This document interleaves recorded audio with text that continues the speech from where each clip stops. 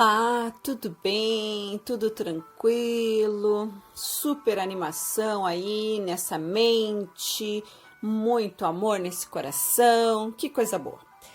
Hoje, em nossa aula, quero fazer uma reflexão com você e eu escolhi 1 Pedro 2,9, que diz o seguinte: Porém, vocês são geração eleita, escolhidos para anunciar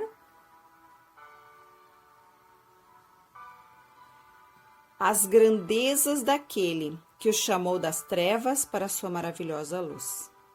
Que linda essa mensagem. Sabe que o Senhor sempre acreditou no potencial dos jovens. E Deus, ele escolheu jovens para serem a sua mão auxiliadora. Às vezes, a gente pensa, mas jovens, não, adolescentes como você, porque o Senhor, ele precisa de um exército com muita gente, para fazer o quê? Para que vá, acompanhe cada um nos seus desafios, nas suas lutas, e ajude para que o outro se sinta valorizado e amado, como você é amado por Jesus, pela sua família, pela nossa escola, pela sua professora. Então, lembre-se, você faz parte de uma geração eleita, escolhida para fazer uma mensagem, ou melhor, levar uma mensagem especial para os outros adolescentes. Então, um abraço seu coração, e a nossa mensagem foi essa, certo? E agora vamos trabalhar um pouquinho. Hoje, nós vamos trabalhar um pouquinho com o naturalismo. Eu quero que você lembre que na aula passada nós falamos sobre o realismo, lembra? E o realismo teve várias influências de vários pensadores, como Augusto Comte, com o positivismo, o determinismo com Hippolyte Taine, o evolucionismo com Charles Darwin e o socialismo científico com Karl Marx. Lembre-se que o período do realismo era retratar o que realmente o literato, o artista, ele via na época, né? Mas ele vem depois de um período chamado romantismo, onde eu tinha muito subjetivismo, onde eu tinha muito sentimentalismo. Então agora eu tenho uma nova vertente, que é o naturalismo. Tecnicamente, o naturalismo, ele passa a ser uma vertente do realismo, certo? Então, é na sequência. Agora, no Brasil, essa corrente, ela teve muito mais adepto. São vários autores que desenvolveram, então, o chamado romance de tese, certo? O que seria esse romance de tese? Seria, então, aquela escrita com uma estrutura organizada, certo? E essa estrutura intencionalmente organizada, ela tinha uma finalidade: provar ao leitor, certo? Um ponto de vista. Então, provar ao leitor o quê? Um ponto de vista sobre o quê, professora? Sobre o tema. Sobre um tema. No caso, o determinismo. Olhe só aqui o Hippolyte Taine.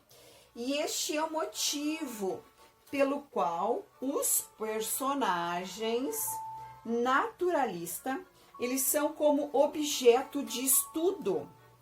Olha que interessante. Eles são como objetos de estudo, ou seja, casos de laboratório. E eles habitam, esses personagens, em lugares miseráveis, em lugares degradados, certo? Em lugares degradados, com uma personalidade muito frágil. Então, perceba o que nós temos agora de literatura nessa vertente aqui do naturalismo, essa vertente do realismo. Então, perceba o que você está construindo de conhecimento. Então, os personagens, eles vivem em lugares miseráveis, em lugares degradados e têm uma personalidade muito frágil. Olha a influência aí do determinismo. Uma personalidade frágil, certo? Sem valores, caráter ou mesmo moral. Então, você consegue imaginar esse tipo de literatura agora? Então, nós temos essa aqui, uma nova vertente do realismo, que é o naturalismo. E aí eu vejo tudo isso dentro da escrita naturalista aqui no Brasil.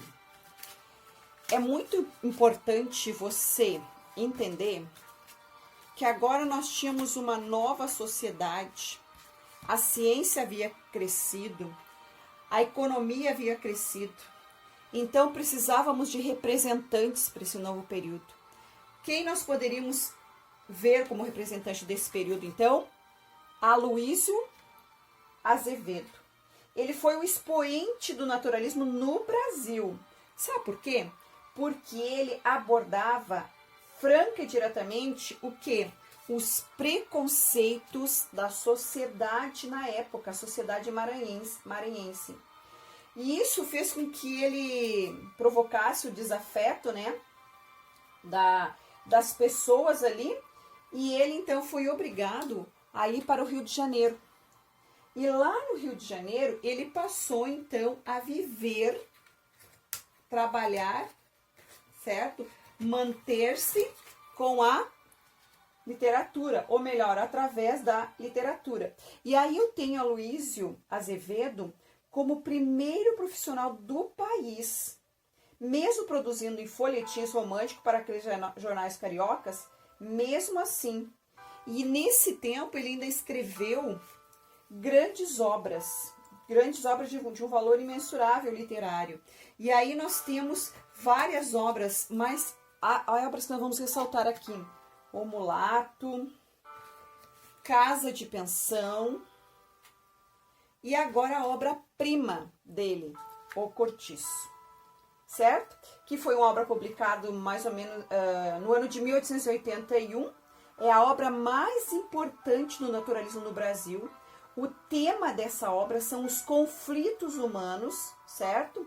Visto à luz do pensamento determinista do Taine, do Hipólito Taine, e também do positivismo de Comte, e ainda das ideias evolucionistas de Darwin, da crítica social de Marx, né, que denuncia a exploração do homem pelo homem.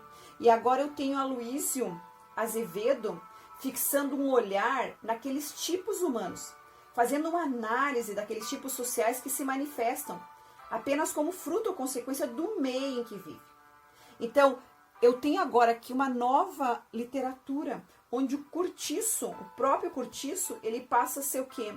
Uma personagem principal.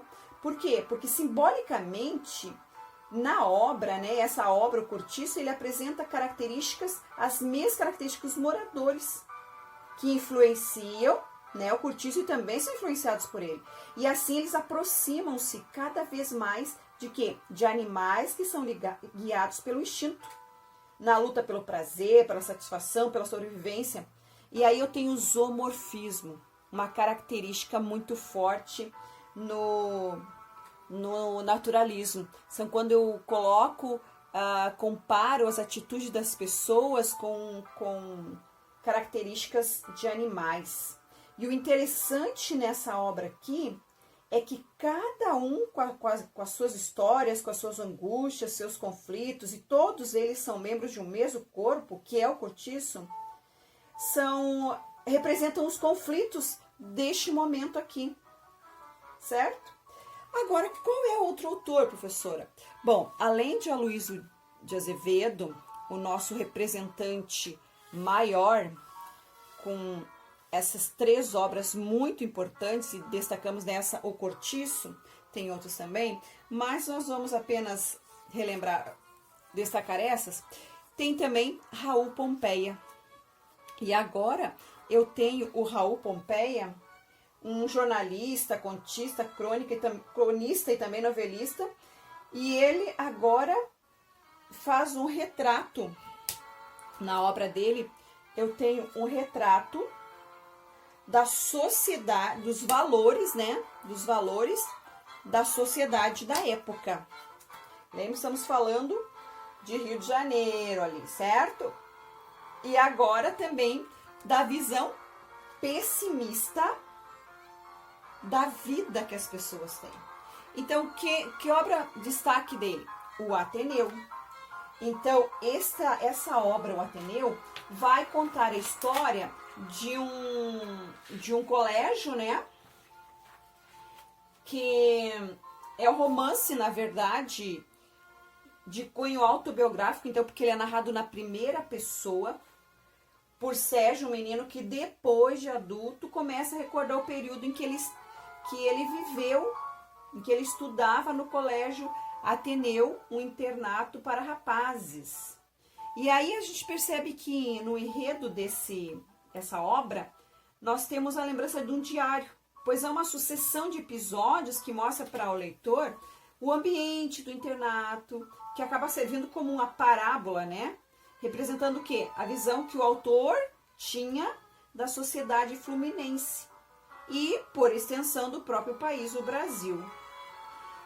Mas só esses dois, prof? Calma, temos mais um, o Domingos Olímpio. Esse autor aqui, ele é apontado como antecedente do romance brasileiro moderno. E uma das obras que mais destacou dele foi Luzia Homem.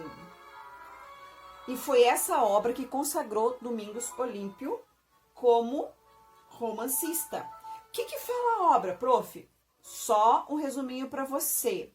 Bom, ele é um clássico da literatura nordestina, né? Transcorre no Ceará, onde muitos retirantes, para não morrer de fome, eles trabalham na construção da penitenciária de Sobral, uma pequena cidade cearense. E ali eu tenho, então, os personagens. E surge, então, ali um personagem, certo? Que, na verdade, é uma mulher que se agora dirige, né, organiza o trabalho ali dos homens. Ela tem qualidades, né, de homem, mas tem uma beleza de mulher. E aí o autor destaca essa mulher. E aí nós percebemos que esse romance, ele antecipa o que os modernistas vão trabalhar na geração de 30. E o que seria isso, prof? Vou dizer para você. Eles colocam aqui na Luzia Homem a figura feminina como protagonista num contexto de sofrimento. Então, assim, a Luzia Homem, ela aparece como aquela que revela uma força interior da mulher, que é um aspecto pouco explorado até então. E ali ela, junto com um grupo de retirantes, a figura dela chama atenção, porque ela, apesar dela ser uma mulher bonita, ela tem uma voz de comando, certo? E nessa disputa, então, pelo coração e o corpo desta mulher, acontece, então, uma história de violência e morte, certo? E aí você tem esses autores. E o último que eu quero só lembrar você é o Adolfo Caminha com o Bom Crioulo, então. Um personagem que apresenta uma trágica e densa descrições dos crimes, né, cometidos na época. Então nós temos esse período, essa vertente do naturalismo com a vertente do realismo, colocando todos os sentimentos dos seres humanos, aqueles sentimentos mais ocultos, né, como ódio, a vingança, como o desejo de morte, como a traição, os interesses pessoais em destaque. Não é mais aquele amor idealizado, agora há uma vontade de mostrar tudo aquilo que está dentro do cérebro, da mente do ser humano, que é o conflito. certo? E aí você tem essa vertente aí que é o naturalismo. Muito tranquilo, acredito que você entendeu tudo, você marcou aí na sua apostila as partes bem interessantes. Lembre-se que nós estamos trabalhando com a sua apostila 3, a partir da página 5 você acompanha aí, ok? Um beijo no seu coração e vejo você animado e feliz e contente em nossa próxima aula. Até lá! Tchau!